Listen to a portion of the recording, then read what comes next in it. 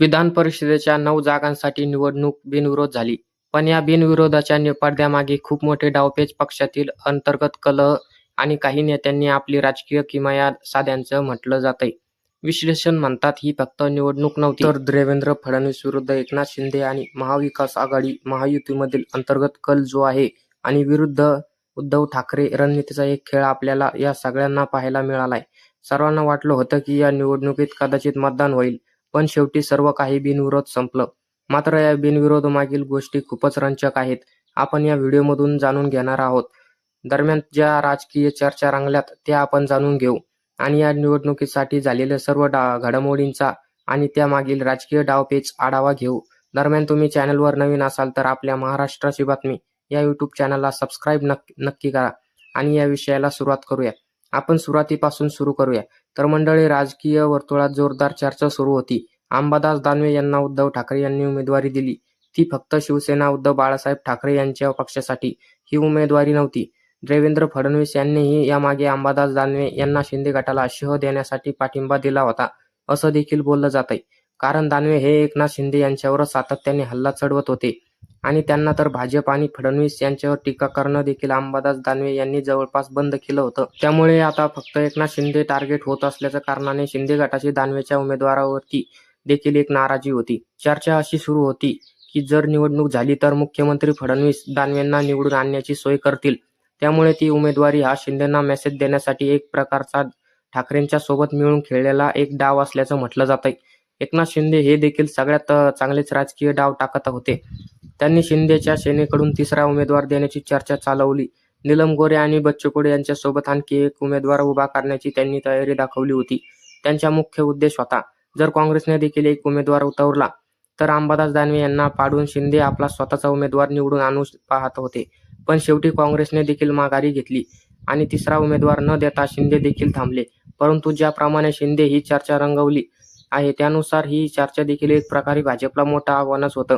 कारण फडणवीसांना निवडणूक बिनविरोध हवी होती आणि अशात ही चर्चा त्यामागे निर्णयाला मोठं आव्हान होतं.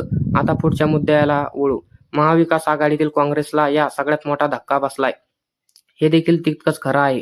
काँग्रेसने सुरुवातीला उद्धव ठाकरे उमेदवार म्हणून पाठिंबा जाहीर केला, पण उद्धव ठाकरेंनी अनेक वेळी अंबादास दानवे यांना पुढे केलं. या निर्णयाबाबत काँग्रेसने नेत्यांना फोन करून सांगितलं गेलं की असं देखील एक म्हटलं गेलं, हर्षवर्धन सपकाळ यांनी भले आम्ही उमेदवार देऊ अशी हवा एक तयार केली असली तरी काँग्रेसकडे फक्त 16 आमदार आहेत.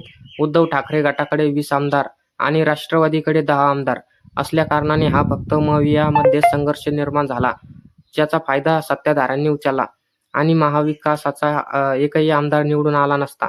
आता उद्धव ठाकरेंनी मध्ये आणि त्यांची राजकीय किमया दाखवून काँग्रेसला मनवायला त्यांना उमेदवाराला पाठिंबा द्यायला लावलाय.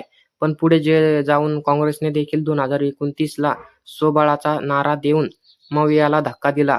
कारण आता काँग्रेसने तशी चाचणी पण देखील सुरू केली आणि ती चाचणी पण आपण BMS निवडणुकीमध्ये पाहिली.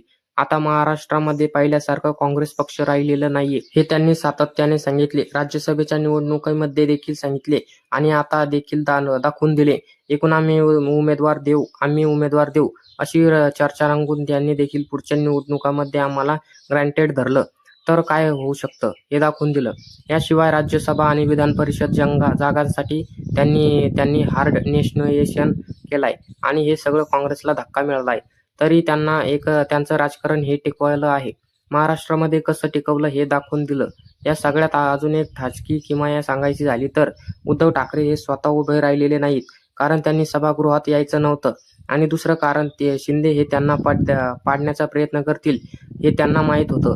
त्यांना तशी पाडण्याची संधी हे शिंदेंना द्यायची नव्हती. एकूण तर काय, अंबादास दानवे यांना पुढे करून त्यांनी एका दगडात 2 पक्षी मारलेत. व्हिडिओच्या शेवटी महत्त्वाची माहिती म्हणजे शिंदे गटाने देखील विदर्भात विस्तार करण्यासाठी एक बच्चू कडू यांना एक संधी दिली. नीलम गोऱ्हे यांचा एक अनुभव आहे जो तो आता पुन्हा विधान परिषदेमध्ये वापरण्यास आहे. राष्ट्रवादीने जिशा सिद्दीकी यांना संधी दिली जी अनेकांना अपेक्षित नव्हती. या सगळ्यात निवडणुकीत बिनविरोध झाली. खरं पण राजकारण कधीही बिनविरोध होत नसतं हे देखील दाखवून दिलं गेलं. पण या सगळ्याबाबत तुम्हाला काय वाटतं कमेंट करून नक्की सांगा आणि असेच राजकीय व्हिडिओ बघण्यासाठी आपल्या महाराष्ट्राची बातमी या यूट्यूब चॅनलला सबस्क्राईब करायला विसरू नका. धन्यवाद.